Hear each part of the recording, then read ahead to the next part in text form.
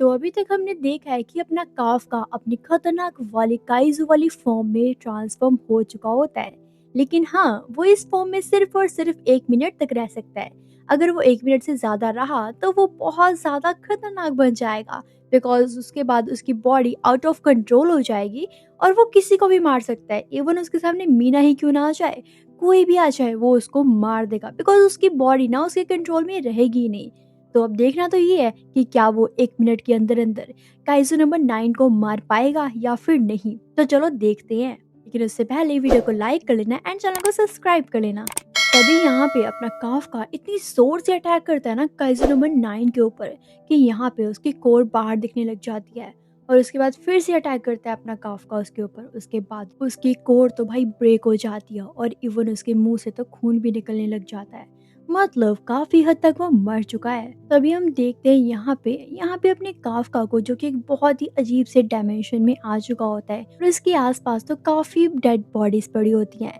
लेकिन यहाँ पे उसके सामने होता है अपना छोटा वाला काइजू नंबर 9, जो कि बहुत पुराना था। मतलब उसके पास ज्यादा कोई पावर्स नहीं थी तब। तभी वो यहाँ पे बोलता है काफ्का को, मैं तो सोचता था जो ये सब कुछ हो रहा है वो तो शायद ऐसे ही हो रहा है, लेकिन ये तो सब कुछ प्लान था। सब कुछ वैसे ही हो रहा है जैसे कोई प्लान करके करता होता है। लेकिन अगर अब मैं मर जाऊंगा तो मुझे सिर्फ और सिर्फ एक चीज का दुख रहेगा, क्योंकि मैं इंसानी दुनिया को देखना चाहता था, उन्हें फील करना चाहता था।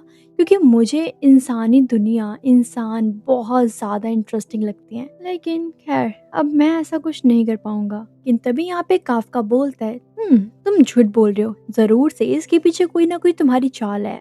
तभी यहाँ पे वो बोलता है, नहीं, मेरी कोई भी चाल नहीं है, वैसे भी कुछ सेकंड्स के बाद मैं मर ही जाऊंगा। लेकिन तभी यहाँ पे काफा कहता है, अच्छा अगर ये बात सच है तो तुम्हारी बॉडी के पीछे से कुछ अजीब सा क्यों निकल रहा है। यहाँ पे काइजू नंबर 9 कुछ कह पाता उससे पहले ही हम देखते हैं यहाँ पे काइजू नंबर 9 खत्म हो चुका है।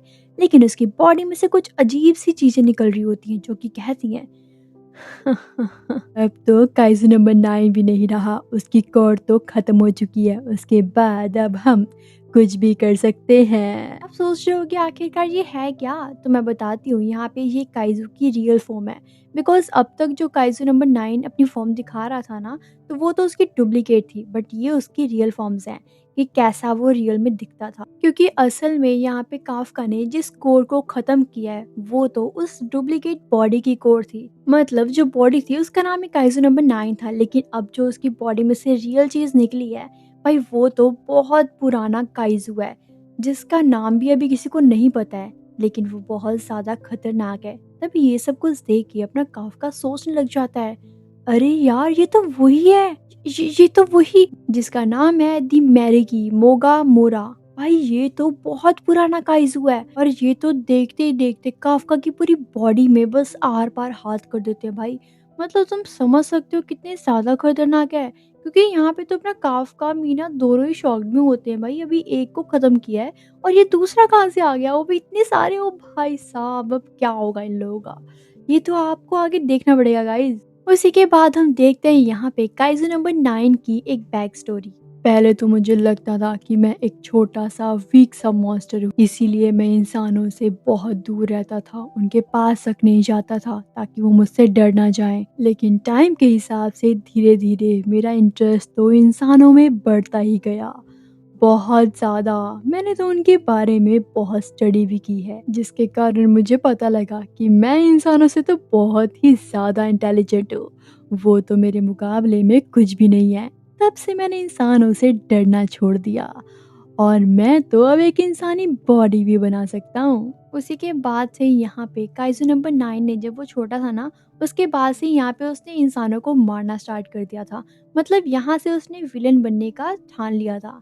खैर, उसी के बाद हम देखते हैं यहाँ पे अपने काइजू नंबर 9 को। भाई वो तो बिल्कुल न्यू फॉर्म में आ चुका होता है। मतलब पहले वाला काइजू नंबर 9 और अब के काइजू नंबर 9 में बहुत डिफरेंस था। अब तो वो और भी ज्यादा पावरफुल, और भी ज्यादा चेंजेस आ गए थे। उसकी बॉडी का स्ट्रक्चर तो देखो भाई, कितना ज्यादा खतरनाक हो चुका है। ये देख के डिफेंस फोर्स तो भाई पूरी डर जाती है कि अभी एक काइजू नंबर 9 को खत्म किया है, और ये मतलब फर्स्ट टाइम ऐसा हुआ है हिस्ट्री में कि एक काइजू को मारने से उसी की बॉडी से एक और काइजू आ गया। भाई ये फर्स्ट टाइम ऐसा हुआ है, तो ये लोग बहुत ज्यादा घबराए हुए होते हैं। तभी यहाँ पे वो काइज़ू नंबर 9 तो अपनी आइज़ की लेज़र से ही काफ़्का के एक हाथ को ही डैमेज कर देता है, ब्रेक कर देता है और काफ़ी हद तक तो उसकी कोर को भी बहुत नुकसान पहुँचाता है। मतलब भाई तुम देख रहे हो उसने लेज़र से ही अपनी आइज़ की लेज़र से इतना सारा कुछ कर दिया। तो मुझे तो लग रहा है कि वो काफ़्का को बस ऐसे ही चुटकी मारते ही निपटा देगा भाई, सभी को निपटा देगा। क्या लगता है यार आपको, कमेंट में बताओ? क्योंकि यार यहाँ पे काइज़ू नंबर 9 ने, जो न्यू वाला काइज़ू नंबर 9 है, उसने यहाँ पे अपने काफ़्का को इतना ज़्यादा मारा होता है ना भाई, इतना ज़्यादा डैमेज कर दिया होता है कि वो तो यहाँ पे मतलब खड़े होने के लिए भी उसको सोचना पड़ रहा है भाई, वो हिल भी नहीं पा रहा। इतनी बुरी कंडीशन हो चुकी है, तो फाइट वो कहाँ से ही कर पाएगा। बस उसको एक छोटा-सा और अटैक किया ना, वो तो भाई गया। तभी यहाँ पे ये सब कुछ देख के मीना आ जाती है और यहाँ पे वो अपनी गन से उसके ऊपर अटैक करने वाली होती है काइज़ू नंबर 9 के ऊपर, लेकिन तभी तभी यहाँ पे काइज़ू नंबर 9 उसे देख लेता है और एक छोटे से हमले से ही उसको बहुत दूर गिराता है। तो यहाँ पे अपनी मीना भी बहुत ज़्यादा इंजर्ड हो चुकी होती है। तभी यहाँ पे काइज़ू नंबर 9 बोलता है, आज तक मुझे कोई भी नहीं हरा पाया, तो तुम छोटी सी मेरा क्या ही बिगाड़ लोगी। और भाई यहाँ पे वो मीना को फिर से अपने एक केस के अंदर बंद करने लग जाता है। अब तो यहाँ पे काफ़्का भी नहीं उसको बचा पाएगा, क्या होगा मीना का? लेकिन यार कोई नहीं होता तो उसका भगवान साथ होता है। तो यहाँ पे ना अपना होशिना आ जाता है, जो कि अपनी मीना को बहुत ही ईज़िली बचा लेता है। लेकिन ये सब कुछ देखते काइज़ू नंबर 9, जो कि बहुत ज़्यादा पावरफुल है, वो बहुत ज़्यादा अटैक्स करने लग जाता है उसके ऊपर। लेकिन यहाँ पे इस चीज़ का फ़ायदा उठाते हुए अपनी मीना उसके ऊपर अटैक्स करने लग जाती है। लेकिन मुझे लगता है शायद ये दोनों भूल रहे हैं कि भाई वो पुराना वाला काइज़ू नंबर 9 नहीं है। अब ये तो उसकी अलग ही लेवल है। भाई वो तो अब जल्दी मरेगा ही नहीं मेरे हिसाब से। तो यहाँ पे ना वो दोनों के ऊपर अटैक्स करने लग जाता है। तभी ये दोनों समझ आते हैं कि हमें जितना हो सके इससे बचना होगा, इसको डॉज करना होगा। तभी होशिना अपने मन ही मन में कहता है, मुझे कुछ ना कुछ तो करना ही पड़ेगा इसका निपटारा करने के लिए। लेकिन तभी यहाँ पे वो मीना को बोलता है, तुम जाके काफ़्का को सेव करो, यहाँ पे मैं इसको संभाल लूंगा। लेकिन तभी मीना कहती है, तुम्हें पता है ना कि वो पहले वाला काइज़ू नंबर 9 नहीं है, अब वो बहुत ज्यादा पावरफुल हो चुका है, मुझे नहीं लगता कि तुम उसे अकेले हैंडल कर भी पाओगे। तभी यहाँ पे अपना होशिना बोलता है, हाँ हाँ मुझे पता है, तभी मैं अपने साथ किसी और को भी लेकर आया हूँ। तभी हम देखते हैं वो और कोई नहीं, वो तो होता है कैप्टन गन नारुमी। ये देखकर भाई डिफेंस फोर्स के जितने भी मेंबर्स होते हैं वो बहुत ज्यादा खुश हो जाते हैं, बहुत ज्यादा वो हूटिंग करने लग जाते हैं, बिकॉज उनको बिलीव होता है कि भाई अब ये बंदा आ गया है ना, तो अब कुछ भी नहीं हो सकता। मतलब काइज़ू नंबर 9 हमें नुकसान नहीं पहुंचा पाएगा, बिकॉज ये बंदा उसको डिफेंस कर सकता है भाई, इसको उड़ा सकता है। तो उसके बाद यहाँ पे ये दोनों मिलकर काइज़ू नंबर 9 के ऊपर अटैक्स करने लग जाते हैं। साथ ही साथ यहाँ पे डिफेंस फोर्स के पर्सन्स ये भी बात कर रहे होते हैं, जहाँ पे नारुमी होता है वहाँ पे तो सब कुछ सही हो जाता है, बिकॉज इससे सभी बहुत डरते हैं। तो गाइस तुम हिसाब लगा ही सकते हो कि भाई ये कितना ज्यादा पावरफुल है। लेकिन यार यहाँ पे नारुमी ना सबसे खतरनाक खतरनाक अटैक्स करता है उस काइजू के ऊपर, लेकिन वो तो हर एक अटैक्स को ना भाई डॉज कर रहा होता है। इवन होशिना भी कर रहा होता है, तो उसके भी अटैक्स को बहुत इजीली डॉज कर रहा होता है। लेकिन यार एकदम से कुछ ऐसा हो जाता है जो कि शायद तुमने सोची भी नहीं थी, बिकॉज यहाँ पे तुम्हें पता है ना, अब काइजू नंबर 9 जो न्यू वाला है उसके पास कितने सारे हाथ हैं। तो यहाँ पे वो होशिना की, नारुमी की जितनी भी ब्लेड्स होती है ना जो अटैक्स कर रहे होते हैं, वो उनको तो अपने ऐसे हाथों से पकड़ लेते हैं जैसे हम मच्छर नहीं पकड़ते, भाई वैसे पकड़ लेते हैं। भाई उनकी तो मुझे लगता है उनकी भी लंका लगने वाली है। खैर उसी के बाद हम देखते हैं यहाँ पे अपने काफका को, क्योंकि यहाँ पे उसकी कंडीशन बहुत ज़्यादा ख़राब हो चुकी होती है, ऑलमोस्ट वो मर ही चुका होता है, बिकॉज उसकी कोर को काइज़ू नंबर 9 ने पूरी तरीके से डिस्ट्रॉय कर दिया था और वो तो अब पानी के अंदर जा रहा होता है। लेकिन कहीं ना कहीं अभी भी उसके माइंड में ये चल रहा होता है कि मुझे फाइट करनी है, मुझे उस काइज़ू नंबर 9 को हराना है, मैं ऐसे ही तो हार नहीं मान सकता, ये बिल्कुल सही नहीं है। लेकिन तभी यहाँ पे उसके सामने एक सोल्जर आता है, समुराई सोल्जर। वो ना यहाँ पे काफका को एक सीन दिखाते हैं जहाँ पे समुराई की एक बहुत बड़ी सेना मिलकर एक बहुत बड़े काइजू से लड़ रही होती है। और ये काइजू पता है कौन है? ये तो काइजू नंबर 9 ही होता है। तो भाई सच में यहाँ पे अपना काफका ना समुराई सोल्जर में कन्वर्ट हो चुका होता है, ट्रांसफॉर्म हो चुका होता है, और उसके हाथ में एक बड़ा सा भाला टाइप कुछ होता है। लेकिन यार उसको तो वो हैंडल करना ही नहीं आ पा रहा होता, वो तो उसे पकड़ ही नहीं पा रहा होता।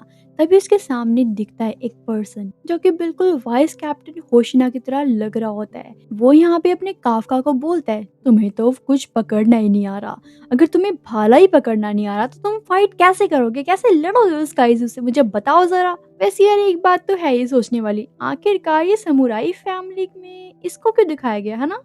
आई थिंक इनका कोई कनेक्शन है, वो तो हमें आगे पता चलेगा। लेकिन उसी के आगे हम देखते हैं यहाँ पे ये जितने भी सोल्जर्स थे ना, ये तो इतने बड़े वाले काइजू का कुछ कर ही नहीं पा रहे होते।